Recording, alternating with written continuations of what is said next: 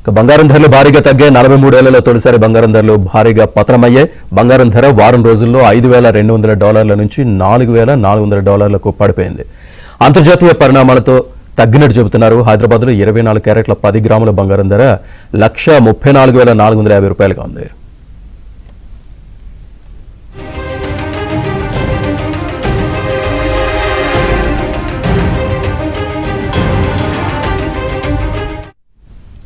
దేశీయ stock market లాభాల్లో trade అవుతున్నాయి. సెన్సెక్స్ 1500, నిఫ్టీ 470 పాయింట్లకు పైగా లాభాల్లో కొనసాగుతున్నాయి. ఇరాన్ అమెరికా మధ్య చర్చల వార్తలతో మార్కెట్లు కోలుకుంటున్నాయి.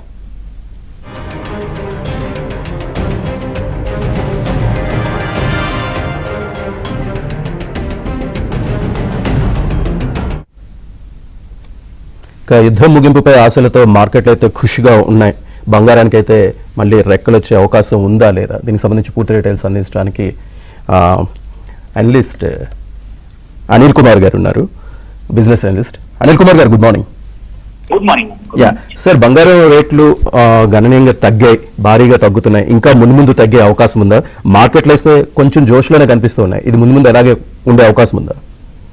ఒకటండి, ఇదంతా కూడా బంగారం కానీ ఇప్పుడు గోల్డ్ కానీ పడిపోవడానికి, సిల్వర్ కానీ పడిపోవడానికి కానీ కొంచెం తేడా. ఎందుకంటే ఈ కొంచెం యుద్ధం అనేది విరమణ జరగవచ్చు, కొంచెం చర్చలు జరగవచ్చు, అమెరికా ఒక నెల రోజులు యుద్ధం ఇవ్వచ్చు అనే ఆశలతో ఇప్పుడు జరుగుతుంది. బట్ పరిస్థితి ఏంటంటే ఇది ఇంకా వొలటిలిటీ పోలేదు. ఇప్పుడున్న పరిస్థితుల్లో క్రూడ్ ఆయిల్ ఇంకా ఇవాళ ఇప్పుడు కొంచెం తగ్గింది కానీ, బట్ ఆన్ ద హోల్ చూసుకుంటే మొన్నటి వరకు కూడా 100 పైన, ఇప్పుడు కూడా ఇవాళ కూడా 92, అంటే 100 కన్నా కొంచెం కింద ఉంది. బట్ క్లారిటీ అయితే కరెక్ట్ గా యుద్ధం మొత్తం ప్రాపర్ గా విరమణ వచ్చేంత వరకు మాత్రం వొలటైల్ ఉంటుంది. గోల్డ్ ఇంకొంచెం తగ్గచ్చేమో. ఇప్పుడు $90 దగ్గర ఉంది క్రూడ్ ఆయిల్. మనం మర్చిపోకూడదు ఏంటంటే యుద్ధం కన్నా ముందు ఒక 1.5 month ముందు $65 దగ్గర ఉండింది. సో 65 నుంచి 90 కూడా చాలా ఎక్కువ ప్రైజ్ ఇప్పుడు ఉంది, కూడా ఇన్ఫ్లేషన్ ఎక్కువగానే ఉంది. సో అందుకే గోల్డ్ ఇంకా కొన్ని రోజులు పడిపోవచ్చు, ఇంకొంచెం కరెక్షన్ పాసిబుల్. ఇప్పుడు మేబీ 1,30,000 వరకు వస్తుండొచ్చు. ఎవరైనా కొనాలనుకునే వాళ్ళ మాత్రం ఇది మంచి ఆపర్చునిటీ. ఈ 15 రోజుల్లో మళ్ళీ ఇంత మంచి ఆపర్చునిటీ వస్తుందని మాత్రం నాకు అనిపించలేదు. సో ఇన్వెస్ట్ చేయాలనుకున్న వాళ్ళకి మీరు ఇచ్చే సజెషన్ ఏంటి సార్ గోల్డ్కి సంబంధించి? గోల్డ్ చాలా రోజుల నుంచి ఏంటంటే 1,70,000 అక్కడ ఉన్నప్పుడు కొందాం అనుకునే వాళ్ళు, అంటే ఇది ఎక్కువగా ఉంది అని కొనలేదు.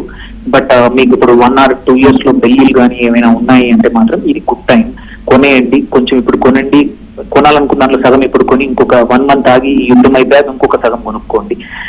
కానీ గోల్డ్ ఇక్కడ నుంచి ఇది ప్రాబబ్లీ మోస్ట్ లోయెస్ట్ ప్రైస్ కి వచ్చేసింది. ఇక్కడ నుంచి ఇంకా కిందికి వెళ్ళాలనేది మాత్రం కొంచెం వెళ్ళినా ఒక 5% కన్నా ఎక్కువగా వెళ్ళకపోవచ్చు. ఆ తర్వాత మళ్ళీ 1.5 month తర్వాత మాత్రం మళ్ళీ రికవర్ అయ్యి మళ్ళీ ముందుకు పరిగెత్తొచ్చు. ఒకసారి డాలర్ మళ్ళీ ఇప్పుడు స్ట్రెంగ్త్ కొంచెం యుద్ధం పోయిందంటే మాత్రం వీక్ అవుతుంది డాలర్.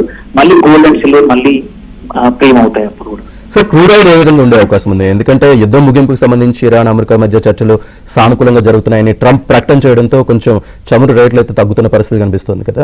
ముందు కూడా ఇది ఏమైనా సానుకూలంగా ఉండే అవకాశం ఉందా? ఇది ట్రంప్ ప్రకటించిన మాటలు నిజం ఉంటే మాత్రం క్రూడ్ ఆయిల్ ఇంకా తగ్గచ్చు.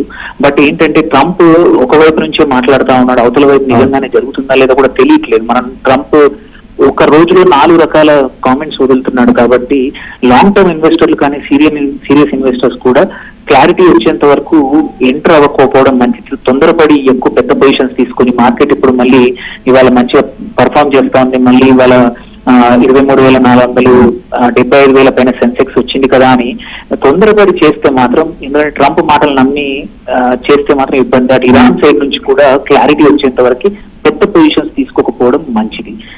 సో ఇది కాషియస్ ఉండాల్సిన టైము. నేనైతే మార్కెట్స్ రికవర్ అవుతున్నాయి కానీ ఇది ఎంతవరకు నమ్మాలో కొంచెం క్లారిటీ రావడానికి ఇంకో 15-20 days పడుతుంది. అంతవరకు వెయిట్ చేసి మనం ఇన్వెస్ట్ చేయాలనుకునే వాళ్ళు స్టాగర్డ్ ఇన్వెస్ట్మెంట్ అంటాము.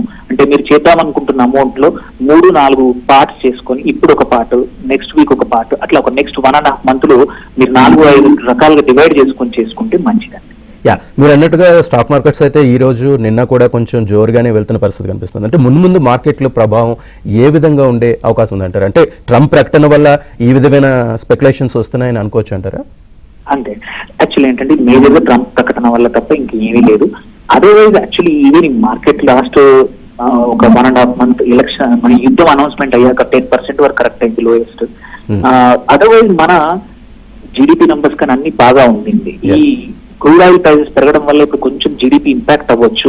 బట్ అదర్వైజ్ మన కంపెనీస్ కానీ Q3 డేటా బాగా ఉంటుంది. ఇప్పుడు Q4 కూడా చాలా కంపెనీస్ మంచిగా ఇస్తాయనే ప్రిడిక్షన్స్ ఉన్నాయి. కాబట్టి మార్కెట్స్ ఇక్కడ నుంచి ఒక్కసారి యుద్ధం విషయంలో క్లారిటీ వస్తే మాత్రం చాలా తొందరగా రికవర్ అయ్యే అవకాశాలు ఉన్నాయి. ఎందుకంటే అన్ని మిగిలిన కావాల్సిన రెసిపీ అంతా కరెక్ట్ ఉంది. ఓన్లీ ఇది ఒక యుద్ధం అనేది పోయింది, భయం పోయిందంటే మాత్రం మార్కెట్స్ మళ్ళీ తొందరగా బౌన్స్ బ్యాక్ అవుతాయి. మళ్ళీ 25,000 26,000 వైపు ముందుకు చూడొచ్చు. ఈ సంవత్సరం డిసెంబర్ వరకు అంతా బాగుంటే 28,000 29,000 కూడా నిఫ్టీ టచ్ కావచ్చు. Right, thank you very much Anil Kumar గారు.